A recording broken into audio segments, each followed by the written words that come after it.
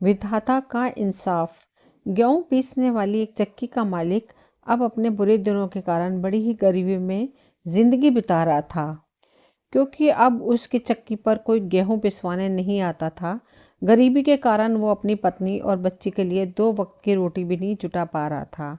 आटे की चक्की के पीछे एक सेब का पेड़ था, उसके साथ ही उसका टूटा फूटा घर भी था। अपने 2 वक्त की रोटी के लिए उसे जंगल में जाकर लकड़ियाँ काटनी पड़ती। इन्हीं लकड़ियों को बेचने पर जो पैसे मिलते उसी से वह अपना घर चलाता था। वह अपनी ज़िंदगी से बहुत दुखी होकर एक बार जंगल से लकड़ियाँ काटने गया तो वहाँ पर उसे एक बूढ़ा आदमी मिला, जिसे उसने पहले कभी जंगल में नहीं देखा था। वह बूढ़ा आदमी उस चक्की के मालिक के पास आया, उससे बोला, तू अपनी गरीबी से इतना दुखी क्यों है? मैं तुझे अमीर बना सकता हूँ अगर तू मुझे एक चीज़ देने का वादा करे जो मैं तुझसे मांगूँ। चक्की के मालिक ने सोचा, मेरे पास इस बूढ़े को देने के लिए है ही क्या, यह मुझसे कौन सी मेरी जायदाद ले जाएगा। वह पहले ही अपनी गरीबी से बहुत दुखी था। उसने अमीर बनने के लालच में बिना कुछ सोचे समझे बूढ़े की बात मान ली।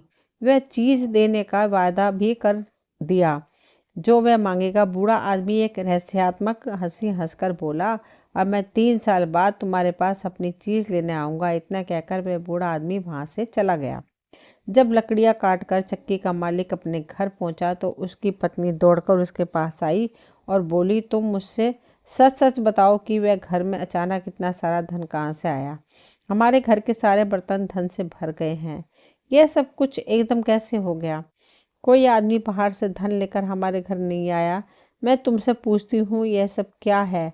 उसका पति बोला, शायद यह सब उस बूढ़े आदमी की करामात है जो मुझे पहली बार जंगल में मिला था। उसने मुझसे केवल एक चीज़ की मांग की थी और उसके बदले में बहुत सारा धन देने का वादा किया था। उसकी पत्नी ने पूछा, वह बूढ़ा आदमी इतने सारे धन के बदले में कौन सी चीज़ मांग रहा था? चक्की का मालिक लापरवाही से बोला, चक्की के पीछे जो सेब का पेड़ है शायद वह उसे लेना चाहता होगा। परंतु उसकी पत्नी बहुत ही समझदार थी। वह समझ गई कि इतना सारा धन देने के बदले में कोई सिर्फ एक पेड़ क्यों लेगा। उसे अंदेशा हो गया कि वो बूढ़ा आदमी सेब का पेड़ नहीं बल्कि उस सेब के पेड़ से सेब तोड़ती हुई उसकी बेटी को उनसे छीनना चाहता है। असल में उसका अंदेशा बिल्कुल सही था। वो बूढ़ा एक शैतान जादूगर था जो उस लड़की को पाना चाहता था। उनकी बेटी का नाम सुनैना था। पत्नी को अपने पति पर बहुत ही गुस्सा आ रहा था, जो धन के लालच में बिना कुछ सोचे समझे हाँ कराया था। उसकी समझ में नहीं आ रहा था कि अपनी बच्ची को बचाने के लिए वह क्या करे।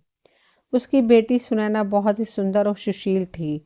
साथ ही वह ईश्वर की बहुत बड़ी भक्त भी थी। रोज सुबह नहा धोकर वह ईश्वर की प्रार्थना करती थी। इधर धीरे धीरे 3 साल बीत गए, किसी को पता ही ना चला। तभी एक दिन अचानक वह बूढ़ा आदमी उस चक्की के मालिक के सामने आकर खड़ा हो गया और उससे बेटी देने की मांग करने लगा। चक्की का मालिक उसकी मांग सुनकर घबरा गया। उसने तो सपने में भी नहीं सोचा था कि वह बूढ़ा इन पैसों के बदले में उसकी बेटी की मांग करेगा। जब वह अपनी बेटी को बुलाने पहुंचा था वह ईश्वर की पूजा कर रही थी। अतः अपनी बेटी से बिना कुछ कहे शैतान बूढ़े के पास आकर बोला, मेरी बेटी अभी पूजा कर रही है, तुम कल आकर उसे ले जाना। बूढ़ा बिना कुछ जवाब दिए वहां से चला गया। अगले दिन सुबह वह बूढ़ा फिर से वहां आ पहुंचा। आज भी लड़की पूजा में व्यस्त थी। अब तो बूढ़े को चक्की के मालिक पर बहुत ही गुस्सा आया। वह बोला, मुझे तुम्हारी बेटी चाहिए ही चाहिए। चक्की का मालिक घबरा गया और बोला, बाबा आप मेरी कैसी बातें कर रहे हैं? मैं कैसे अपनी बेटी को आपको सौंप दूं? बूढ़े ने कहा, ठीक है, अगर तू मेरे कहे अनुसार नहीं करेगा तो मैं तेरी गर्दन मरोड़ दूंगा और तुझे अपने साथ ले जाऊंगा। बूढ़े की यह बात सुनकर चक्की का मालिक बहुत ही डर गया, क्योंकि वह मरना नहीं चाहता था। वह घबराकर अपनी बेटी के पास पहुंचा। उसने अपनी बेटी को सारी बात सुना दी और फिर बोला, बेटी मैं यह सब करना तो नहीं चाहता, परंतु मैं उससे वादा कर चुका हूँ और अब मेरे हाथ में कुछ भी नहीं है। सुनैना ने अपने पिता को तसल्ली देते हुए कहा, पिताजी यह सब ईश्वर की इच्छा है, जो उसे मंजूर होगा वही होगा। चक्की का मालिक अपने इस पाप के लिए बहुत ही दुखी था, पर वह उस शैतान जादूगर से छुटकारा भी नहीं पा सकता था, क्योंकि उसने बिना सोचे समझे पैसों के लालच में उसकी मांग स्वीकार कर ली थी। अब वह अपने इस कुकर्म के लिए अपनी बेटी से बार बार माफ़ी मांगने लगा, पर उसकी बेटी अब अपने पिता माता के साथ रहना नहीं चाहती थी। चक्की के मालिक ने एक बार फिर उस बूढ़े को ये कहकर टाल दिया कि कल आकर मेरी बेटी को ले जाना। वह बूढ़ा उस समय वहां से चला गया। सुनैना अब अपने माता पिता के साथ नहीं रहना चाहती थी, क्योंकि शैतान जादूगर से पैसे लेने के बाद उसके पिता का दिमाग ही बदल गया था। ईश्वर में विश्वास रखने वाली सुनैना इस घर से कहीं दूर चली जाना चाहती थी, ताकि वह शैतान बूढ़ा कोई नया अपराध करने के लिए उसके पिता को फिर से मजबूर ना करे। माता पिता के लाख समझाने पर भी वह अगले दिन घर से निकल पड़ी। चलते चलते शाम को वह एक सुंदर बड़े बगीचे में पहुंची। दिन भर चलते रहने के कारण वह बहुत ही ज्यादा थक चुकी थी।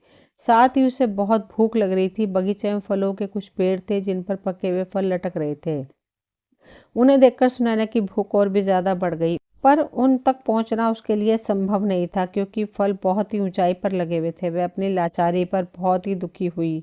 वह जमीन पर बैठकर ईश्वर का ध्यान करने लगी। तभी एक सुंदर सी लड़की अचानक उसके सामने आ खड़ी हुई और बोली, मैं तुम्हारी मदद करने आई हूँ। तुम्हें भूख लगी है और तुम सामने वाले पेड़ के पके हुए फल खाकर अपनी भूख मिटाना चाहती हो। मैं अभी तुम्हारे लिए कुछ पके हुए फल तोड़कर लाती हूँ। इतना कहकर वह सुंदर सी लड़की 3-4 फल तोड़कर लाई, अपने हाथों से उसे खिलाने लगी। उस बाग का माली यह सब कुछ देख रहा था और डर के मारे वह बिल्कुल चुप था। उसे लगा कि जरूर यह कोई भूत है जो बाग में घुस आया है। लड़की की भूख जब शांत हुई तो उसने उस देवी को हृदय से धन्यवाद दिया। वहां से उठकर झाड़ियों में छुपकर सोने के लिए चली गई। अगले दिन जब उस बाग का मालिक, जो कि एक सुंदर सा राजकुमार था, उस माली के पास पहुंचा तो माली ने उसे वह अनहोनी घटना सुनाई। पर राजकुमार को उस पर विश्वास नहीं हुआ, क्योंकि आज तक उस बाग में कोई भी भूत प्रेत नहीं आया था। उसे लगा कि उसके माली ने जरूर ही कोई सपना देखा होगा, पर माली अपने बात पर डटा रहा। उसने अपनी दोनों आंखों से सब कुछ जो देखा था। परंतु राजकुमार बोला, ठीक है, आज रात में भी तुम्हारे साथ इस बगीचे में छुपकर देखूंगा कि सचमुच कोई भूत भी है या नहीं। सारे दिन चुपचाप सुनैना घनी झाड़ियों में छुपकर बैठी रही। जैसे ही थोड़ा अंधेरा होने लगा तो वह झाड़ियों से निकलकर फलों के पेड़ के पास पहुंची और ईश्वर से प्रार्थना करने लगी। ईश्वर ने उसकी प्रार्थना सुन ली और कल वाली सुंदर सी लड़की 3-4 फलों को लेकर उसके पास पहुंची और उसे अपने हाथों से उसे खिलाने लगी। जैसे ही फल खत्म हुए, वैसे ही राजकुमार, जो माली के साथ एक बड़े से पेड़ के पीछे छुपा हुआ था, झट से बाहर आया और बोला, तुम लोग कौन हो? तुम इस दुनिया के लोग हो या किसी और दुनिया के? सुनैना उस अजनबी को देखकर डर गई और गिड़गिड़ाते हुए बोली, मैं इस दुनिया की एक अभागी लड़की हूँ। आज ईश्वर के अलावा सभी ने मुझे इस संसार में अकेला छोड़ दिया है। राजकुमार उस लड़की के नजदीक पहुंचा तो दूसरी सुंदर सी लड़की वहां पर नहीं थी, केवल सुनैना ही वहां पर बैठी हुई थी। राजकुमार ने देखा कि सुनैना बहुत ही सुंदर थी। राजकुमार को उस पर दया आ गई। वह उसे अपने साथ राजमहल में ले गया और उसे अपने माता से मिलवाया।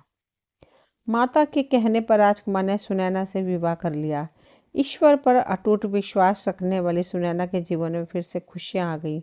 कुछ दिनों बाद राजकुमार को एक यात्रा के लिए दूसरे देश जाना पड़ा। वह अपनी पत्नी को माँ की देखरेख में छोड़कर चला गया। कुछ दिनों बाद सुनैना ने एक सुंदर बेटे को जन्म दिया। राजकुमार की माँ ने एक दूत के हाथों एक खबर भी लिखकर चिट्ठी के रूप में अपने बेटे के पास भेजी, पर रास्ते में वह दूत थक गया और आराम करने लगा। तभी वहां धूर्त राजकुमार बूढ़ा, जो उन पर नजर जमाए हुए था, वह वहां पर पहुंचा और चुपचाप उसने वह चिट्ठी बदल दी और दूसरी चिट्ठी उसे थमा दी, जिसमें लिखा था कि उसकी पत्नी ने अपंग बालक को जन्म दिया है। राजकुमार ने जब यह पढ़ा तो उसे खुशी के बजाय बहुत ही दुख हुआ। उसने सोचा कि चलो कोई बात नहीं, वह बाद में इस बच्चे का इलाज करवाकर उसे ठीक कर लेगा।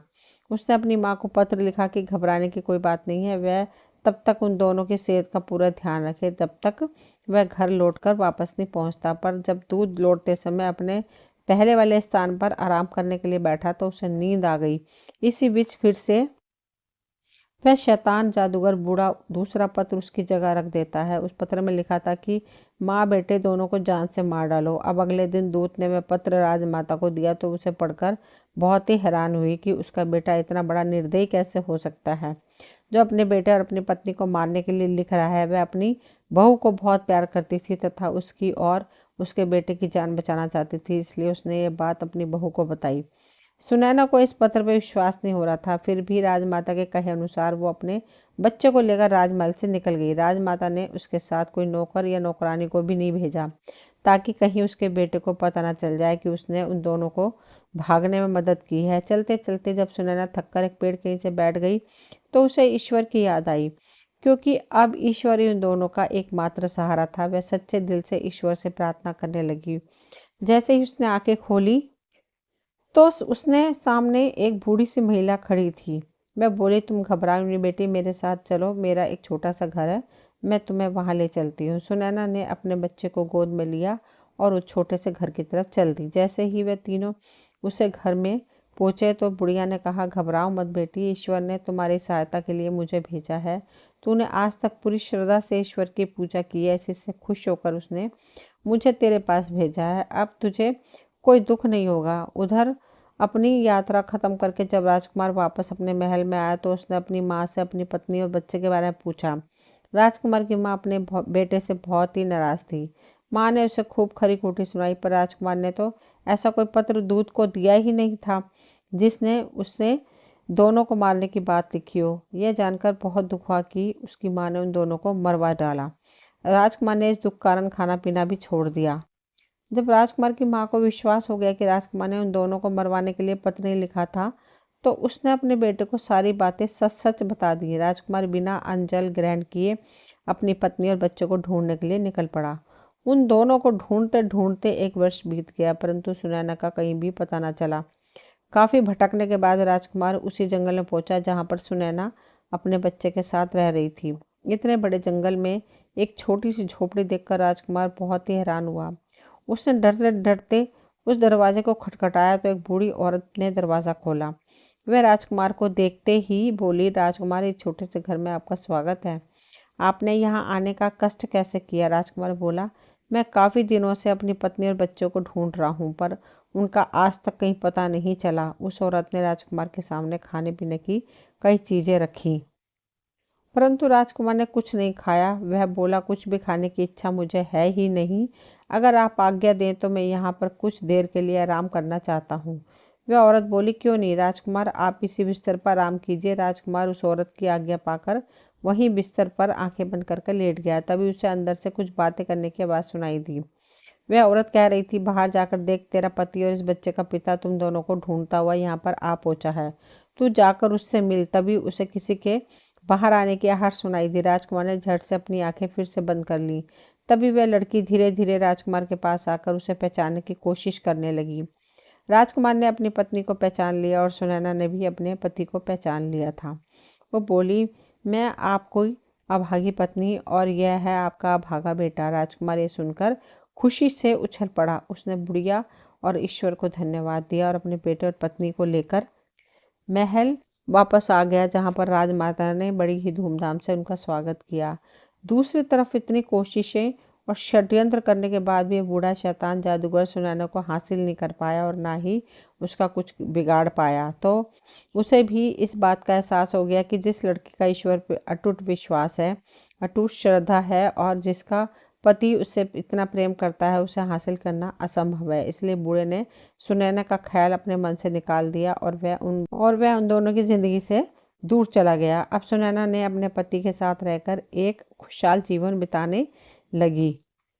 दोस्तों, ये कहानी यहीं तक थी। मुझे उम्मीद है आप सभी को पसंद आई होगी। अगर पसंद आई हो तो प्लीज़ चैनल को सब्सक्राइब करें, वीडियो को लाइक शेयर करें।